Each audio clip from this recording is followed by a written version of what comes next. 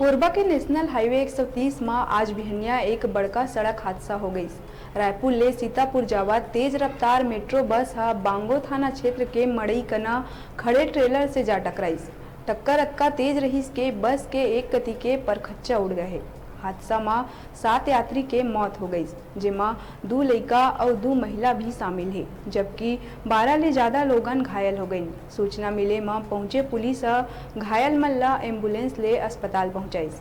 मुख्यमंत्री भूपेश बघेल दुर्घटना में लोगन के मृत्यु में गहरा दुख व्यक्त करीस। मृतक के परिवारजन के प्रति अपन संवेदना व्यक्त करत आवश्यक सहयोग और घटना में घायल मन के समुचित उपचार बर अधिकारी मन ला निर्देश दिए है और घायल मन के शीघ्र स्वास्थ्य लाभ के कामना करे है।